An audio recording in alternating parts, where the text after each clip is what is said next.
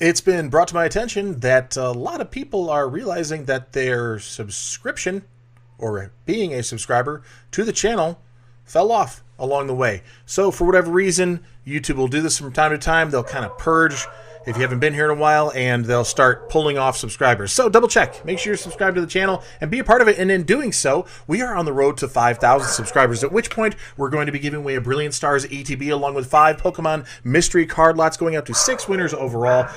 Be a part of the channel and do all those things. Really wonderful, easy stuff. Obviously, if you could do a little extra favor and have a little algorithm booster on this specific video, like the video, comment down below. That all helps. And of course, subscribe. Take that last step so you're officially entered for the 5,000 subscriber giveaway, and go to this video here. That's the one where you want to leave a comment so you are actually entered for the 5,000 subscriber giveaway. I made a mistake. I lost track of the days. Yesterday's video was not my usual Tuesday video, which is Tuesday Trends, talking about the things going up in price, which a lot of things are going up in price. There's a few that are not, actually, and the more I'm looking for the going up, I'm finding some that are starting to slip down, so that's promising. That feels good. I don't think the boom's over. I stand by what I said yesterday. I don't think the boom's over. I think at best case scenario, we'd be hitting a plateau for a long while, probably this time next year, getting into that 30th anniversary release and all of that. It's still a really exciting time in Pokemon. Some would say exciting, some would say defeating, but it's Pokemon doing its thing. There are ups in the hobby, there are downs, and when it's down, you got to remember that and capitalize on it and enjoy the openings, enjoy the getting your pulls, and enjoy getting it for MSRP or less on a lot of different Pokemon products. Pokemon knows what they're doing, and they know that this is cyclical. We've seen this 2021. Now we're here in 2025. Will we see it again continuing on for a while? I think so, yes. But then will it go down? I also believe eventually it will go down. Let's dive in to what's going up. That was a long walk for a short trip. I'm so sorry about that. Prismatic Evolutions Elite Trainer Box going on up and up and up and up and up in price. Not entirely. It actually went down from a high of $150 right around the time of it releasing, getting crazy. Everybody getting all wild about the new set coming out, and yes, it's still got a lot of hype. There's still a lot going on, but it did come down to a manageable price in the neighborhood of $110, which a lot of people were feeling like that's still too high for a $50 box. So let's see, let's wait and see. No, it went back up, $142. We've peaked out, and we've gotten just a few days away from that into a little bit better territory. But we'll have to monitor that and see where that goes. Stellar Crown booster box. A lot of booster boxes are going up because of the lack of availability across the board and bang for your buck. Booster boxes are doing better. The new ones coming out, Journey Together, they're selling ridiculous pre-sale prices, $300 at one point. Really early on, they were selling like that, really capitalizing on the boom. Now I think they've come down quite a bit, but still over this. I'm seeing around $220 for Journey Together going on. So picking up under that seems like maybe it's better. I don't know. If you want something to open, there's a better chance of pulling some good stuff out of Stellar Crown. Not a lot of illustration rares, not a lot of special illustration rares. So it makes it a little bit more manageable and easier to get a hold of the different individual cards. I don't know what this spike is about. This spike of 749 of these sold at the end of February. That looks crazy considering we were seeing consistently 80, 85, 54, 44, 45, 62, 73, 90. Okay, we're getting some high numbers there, but then 750 in a span of 2 days? Yikes. And then we're back down to the 30s range here. 750 feels like a big market manipulation to me, that somebody was trying to buy it up and then turn them around and sell them off one at a time. So if they could buy them here, and then that creates a little spike, they buy out at 180, and now they're selling them at 190, 195, something like that. I don't know. I don't know if that's true. If that, it just has a big question mark, big red flag. That is the flagpole right there on that bar graph. But currently it says market's sitting at 195 on Stellar Crown booster box. We're going over to the Surging Sparks booster box, going way up here because this is where the boom really started kicking off. Just a few months ago, 3 months ago, we were sitting at 215, which felt ridiculous. It felt ridiculous 3 months ago that this was sitting at 215, and now we're up to 262. Wow. If you got this stuff, just hold on to it for a minute. Even if things come down, yes, you might miss the peak of some things, but it will hold value. And over time, things hold value. When you talk about investment, durations, we're talking 3 to 5 years from release or from when you acquire it. It's not an abnormal thing to think that kind of timeline is meaningful. And it sounds crazy, but I look back at the beginning of my journey and I'm well past 3 years. I'm well past 4 years. Where am I at? I started pulling things together in 2020, didn't really do anything with it, didn't open anything, didn't do any videos. 2021, I started getting into the videos a little bit. And it just, the time flew. Time's going on with or without you. So if you're okay with holding for a while, things can pay off long term.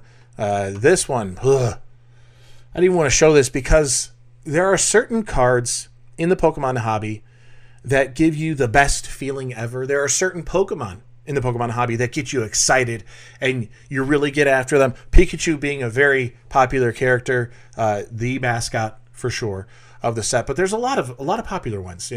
Some people love Greninja, others love Charizard. There's so many out there. I mean, we got over 1,000 Pokemon now, right? There's certain cards that just break your heart every time you see them, and this is one of them. The release on the Pikachu with gray felt hat was one of the biggest flops in Pokemon history. They handled this so poorly, and almost to a rude way of just showing that they truly didn't care about their customer base at all when it came to collectors, when it came to people trying to get specific artworks. It seemed they could care less if you were on the receiving end of this or not, because those who received it, many thousands of them reported, came completely damaged. Others who were promised never received them. The mad dash to get them when they actually released at the museum in Amsterdam, that was a total flop in itself. Just absolutely terrible. The bots, the sellouts, the awful way of the website not working, crashing, everything falling apart instantly. And then the secondary market pushing this thing up into some insane prices. The fact that this free promo card, the only way you could get it was free. That was the only way to get it, was free. I want to emphasize the word free because no one has sold it for free after that.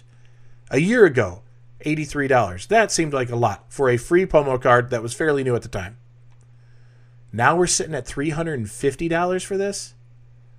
Yikes. That is just going up and up and up. And this right here is indicative of the entire hobby as a whole. Getting into that Surging Sparks talk and then release, and then moving into prepping for Prismatic Evolutions and release, and then moving on with Destined Rivals, Journey Together, all of these things coming out and, getting geared up for it. And this one just following that trend of everyone going nuts for this card. $350. Absolutely insane. Absolutely insane.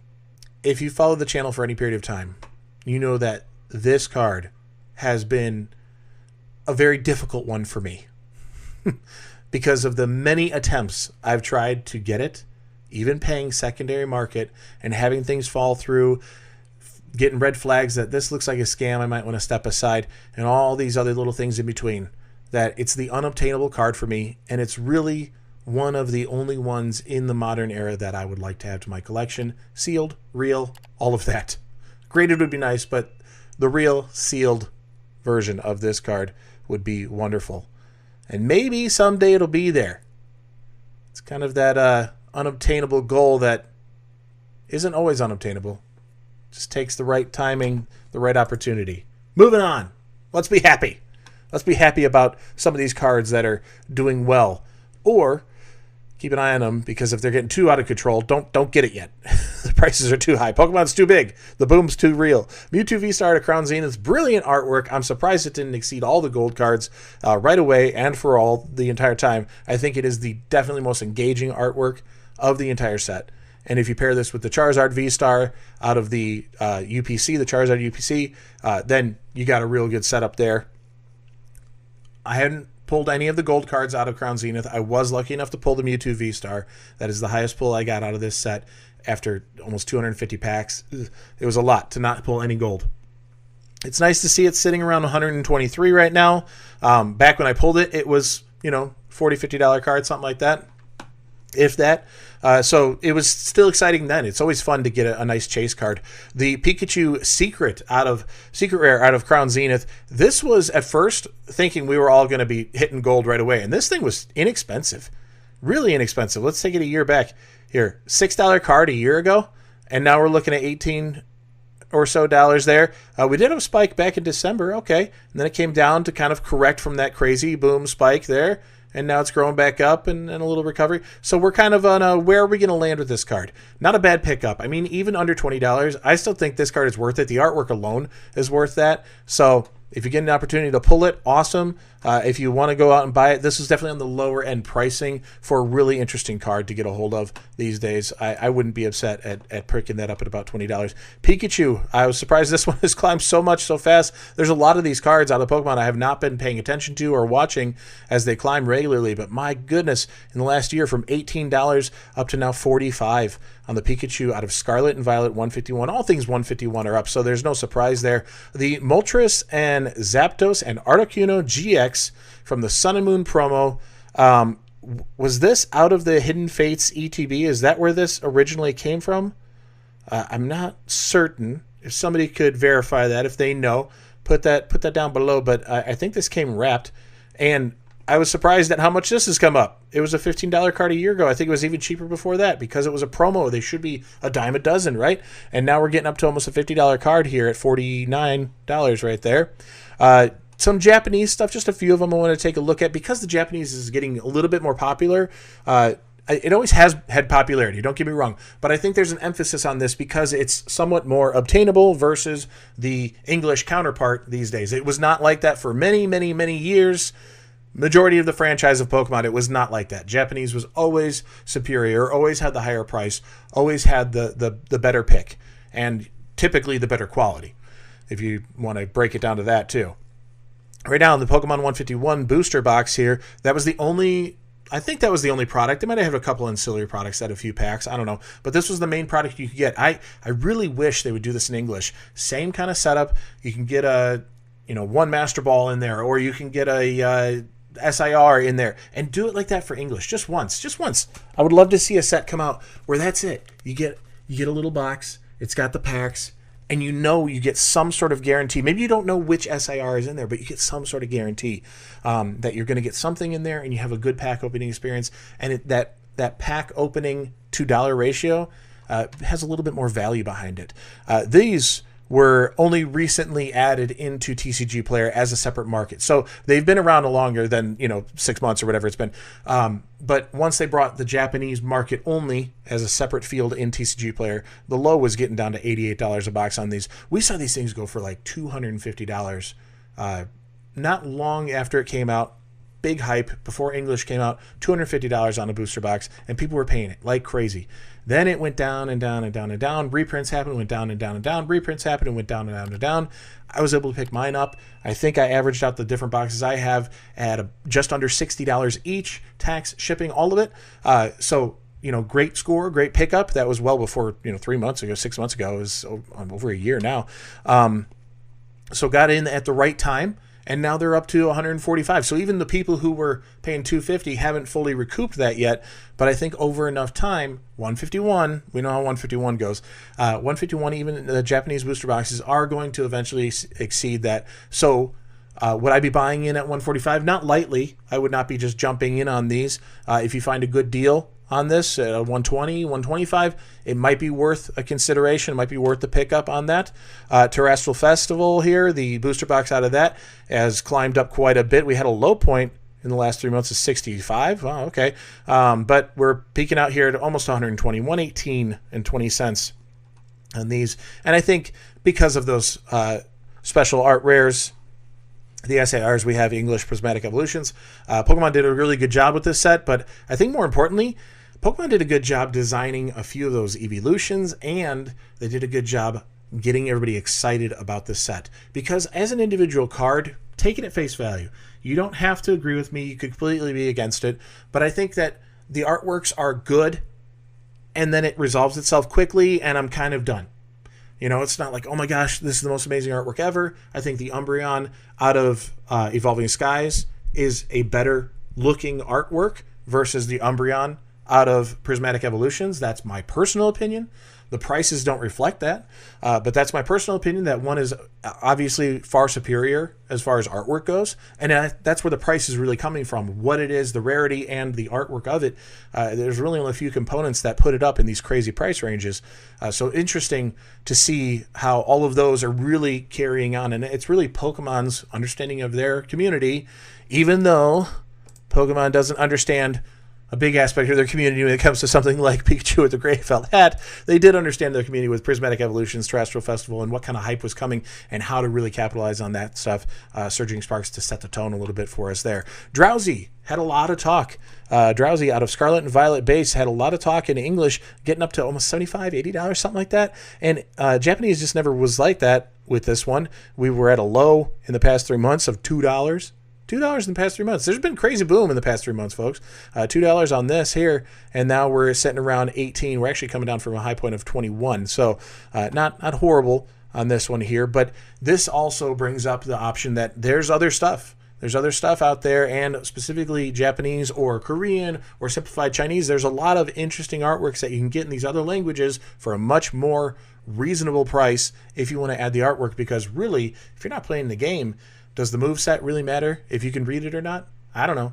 It might not matter. It might be just the artwork that you're interested in, adding it to your collection, a nice little fun piece, and then building a binder out of these for a better price than English counterparts. Could be the way to go. I know I've been leaning that way. I know I'm adding that into my giveaways on Fridays. This is a Japanese card, just adding something like that because it's fun. It's something a little bit different.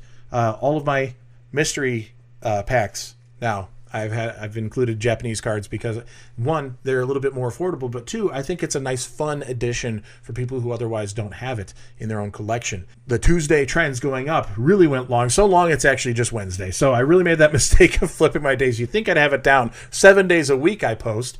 You'd think I would have it down. But apparently, hey, even the pros make mistakes. I'm not a pro. Brilliant Stars ETB going out to 1 lucky subscriber. 5 Pokemon mystery cardlets going out to 5 additional winners. Take a look earlier on in the video when I walk you through that, or you could also look at the description down below and see what's up with that. And just the information you need on where you can enter for that 5,000 subscriber giveaway. But we definitely got to get there. So please consider liking the video, commenting down below, and subscribing to the channel. Like I just said a few seconds ago, I post 7 days a week. And with that, I'll see you tomorrow. Peace.